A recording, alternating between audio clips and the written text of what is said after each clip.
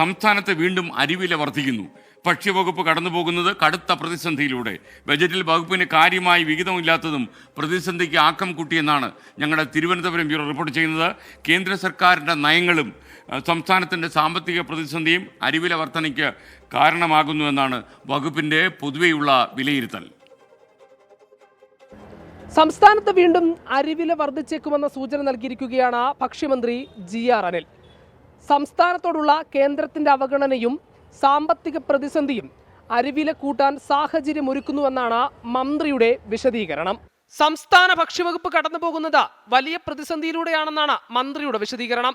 ഈ സാഹചര്യത്തിൽ അരിവില കൂട്ടുകയല്ലാതെ മറ്റു മാർഗമില്ലെന്ന നിലപാടിലാണ് മന്ത്രി GR അനിൽ. ബജറ്റിൽ കാര്യമായി വിഹിതമില്ലാത്തതും ഭക്ഷ്യവകുപ്പിനെ പ്രതിസന്ധിയിലാക്കിയിരിക്കുകയാണ്. കേന്ദ്ര ഗവൺമെന്റ് OMS സ്കീമിൽ ഗവൺമെന്റ് ഏജൻസികളോ പങ്കെടുക്കാൻ പാടില്ലെന്നുള്ള ഒരു വിലക്ക് വന്നിട്ടുണ്ട്. അത് വന്നപ്പോൾ നമ്മെ വല്ലാതെ ബുദ്ധിമുട്ടിക്കുന്ന ഒരു സ്ഥിതിയാണ് വരുന്നത്. സ്വാഭാവികമായിട്ടും ഇത് സ്വകാര്യ കച്ചവടക്കാരായിരിക്കും ഇത്തരം ഒരു സ്പേസിൽ കൂടുതൽ കടന്നു വരാൻ സാധ്യത. അപ്പോൾ സ്വാഭാവികമായിട്ടും വില വർധനവിൻ്റെ എത്തിക്കാനുള്ള സാധ്യത ഉണ്ട് എന്നുള്ളതാണ് ഒരു യാഥാർത്ഥ്യം. അരിയുടെ വിലക്കയറ്റത്തിന് കാരണമാകുന്ന നിലപാടുകളാണ് കേന്ദ്ര സർക്കാർ സ്വീകരിക്കുന്നതെന്നാണ് മറ്റൊരു വാദം. ഫുഡ് കോർപ്പറേഷൻ ഗോഡൌണുകളിൽ അധികമുള്ള അരി കുറഞ്ഞ വിലയ്ക്ക് വിതരണം ചെയ്യുന്ന ഓപ്പൺ മാർക്കറ്റ് സെയിൽ സ്കീമിലെ ടെൻഡറിൽ പങ്കെടുക്കാൻ സർക്കാരിനും സർക്കാർ ഏജൻസികൾക്കും കേന്ദ്ര സർക്കാരിന്റെ അനുമതിയില്ലാത്തതിനാൽ കേരളത്തിലേക്കുള്ള അരി ലഭ്യതയും കുറയും. പ്രതിസന്ധി ഉണ്ടാകുമ്പോൾ മുൻകാലങ്ങളിൽ ഈ ലേലത്തിൽ പങ്കെടുത്ത് സർക്കാർ അരി വാങ്ങിയിരുന്നു. സംസ്ഥാനത്തെ മുൻഗണന ഇതര വിഭാഗത്തിൽ വരുന്ന 57% നീല വെള്ള റേഷൻ കാർഡ് ഉടമകൾക്കുള്ള ടൈഡ് ഓവർ അരി വിഹിതം പ്രതിവർഷം 3.99 ലക്ഷം ടണ്ണിൽ നിന്ന് വർദ്ധിപ്പിക്കാത്തതും പ്രയാസമുണ്ടാക്കും.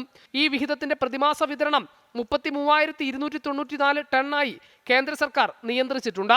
സംസ്ഥാനത്ത് ഉത്സവ സീസണുകളിലാണ് നീല വെള്ളക്കാർഡ് ഉടമകൾ കൂടുതൽ അരി വാങ്ങുന്നതും സർക്കാർ സ്പെഷ്യൽ അരി വിഹിതം നൽകുന്നതും. ഇനി മുതൽ ഇതിന് പിഴ ചുമത്തുമെന്നാണ് കേന്ദ്രത്തിന്റെ മുന്നറിയിപ്പ്. അങ്ങനെ കൂടിയാകുമ്പോൾ വില കൂട്ടുകയല്ലാതെ മറ്റു മാർഗമില്ലെന്ന് പറയുകയാണ് ഭക്ഷ്യവകുപ്പ്. അരിവിലപ്പയുടെ എത്തി 60 രൂപയുടെയൊക്കെ എത്തിക്കൊണ്ട് നിൽക്കുകയാണ്. എന്തുകൊണ്ട് എന്ന് കൂടി പറയണം. എന്തുകൊണ്ട് അരിക്ക് വില കൂടി? റേഷൻ കടയിൽ എത്ര അരിയുള്ളത്? കേരളത്തെ സംബന്ധിച്ചിടത്തോളം 37-38% പേർക്ക് മാത്രമാണ് റേഷൻ അരിയുള്ളത്. അത് മനസ്സിലാക്കേണ്ടതുണ്ട്. പിന്നെ മാവേലി സ്റ്റോറിലൂടെ അരി കൊടുത്തിരുന്നു 25 രൂപക്ക്, അത് നിന്നു. മാവേലി സ്റ്റോറിലൂടെ സാധാരണക്കാരൻ്റെ കേരളത്തിലെ 50 ലക്ഷത്തോളം കാർഡ് ഉടമകൾ സാധാരണക്കാരൻ വാങ്ങിയിരുന്നു മാവേലി സ്റ്റോറിൽ. ബഡ്ജറ്റിൽ പണം വകയിരുത്തിയിട്ടില്ല പ്രാവശ്യം. അതുകൊണ്ട് തന്നെ ആയിരിക്കും ഭക്ഷ്യമന്ത്രി പറഞ്ഞത് മാവേലി സ്റ്റോറും പൂട്ടാൻ പോവുകയാണ്. അരിവില വർദ്ധിക്കുന്നതിനോടൊപ്പം ബജറ്റിൽ പ്രതീക്ഷിച്ച വിഹിതം ലഭിക്കാത്തതിനെ തുടർന്ന് അവശ്യ സാധനങ്ങൾ സബ്സിഡി നിരക്കിൽ നൽകുന്ന ലാഭമല്ലാത്ത ചില സപ്ലൈകോ ഔട്ട്ലെറ്റുകൾ കൂടി അടച്ചുപൂട്ടാനും ഭക്ഷ്യവകുപ്പിന്റെ തീരുമാനമുണ്ട്. സബ്സിഡി സാധനങ്ങൾ ഇല്ലാത്തതിനാൽ വരുമാനക്കുറവുണ്ടാകുന്നതിനാലാണ് ഔട്ട്ലെറ്റുകൾ അടച്ചുപൂട്ടൽ ഭീഷണി നേരിടുന്നത്. അരിവില വർധനവിനൊപ്പം സപ്ലൈകോ കൂടി പ്രതിസന്ധിയിലായാൽ വിലക്കയറ്റം കൊണ്ട് പൊറുതിമുട്ടും പൊതുജനം. ഉത്സവകാലം വന്നെത്തുന്നതോടെ അരിവിലയും കൂടുകയാണ്. അതിന് നൽകുന്ന വിശദീകരണമാകട്ടെ സാമ്പത്തിക പ്രതിസന്ധിയും കേന്ദ്രത്തിന്റെ നയങ്ങളും. ഏതായാലും മറ്റെല്ലാ അവശ്യ സാധനങ്ങൾക്കൊപ്പം അരിവില കൂടി കൂടുമ്പോൾ അത് സാധാരണക്കാരന് ഇരുട്ടടിയാകുമെന്നതിൽ സംശയമില്ല. നന്ദകിഷോറിനൊപ്പം ഹരികൃഷ്ണൻ, 24 തിരുവനന്തപുരം. അരിവില കൂടും എന്ന മന്ത്രിയുടെ പ്രഖ്യാപനം, അതായത് കേന്ദ്രം സഹായിച്ചില്ലെങ്കിൽ അരിവില വർദ്ധിക്കാൻ സാധ്യതയുണ്ട് എന്ന മന്ത്രി GR അനിലിൻ്റെ പ്രസ്താവന ചെറിയൊരു നടുക്കത്തോടെയാണ് നമ്മുടെ ഈ റേഷനറി വാങ്ങിച്ച് ജീവിക്കുന്ന ആളുകളൊക്കെ കേട്ടത്. നമ്മൾ ഈ കാര്യം ജനങ്ങളോട് ചോദിച്ചു. ഈ മന്ത്രിയുടെ ഈ പ്രസ്താവനയോട് നിങ്ങൾ എങ്ങനെ പ്രതികരിക്കുന്നു? അവർ യഥാർത്ഥത്തിൽ വല്ലാതെ വിഷണ്ണരായിപ്പോയി നമ്മുടെ ആളുകൾ. അവരുടെ പ്രതികരണങ്ങൾ ഇങ്ങനെയായിരുന്നു. കേന്ദ്ര സഹായം കിട്ടില്ല എന്ന് വെറുതെ തെളിവുകളുടെ അടിസ്ഥാനത്തിലല്ലേ പറയേണ്ടത്? തെളിവുകളൊന്നും നമ്മുടെ മുമ്പിൽ നിരത്തിയിട്ടില്ലല്ലോ. പലതും നേരെ ഓപ്പോസിറ്റിൽ നമ്മൾ കണ്ടിട്ടുള്ളത്.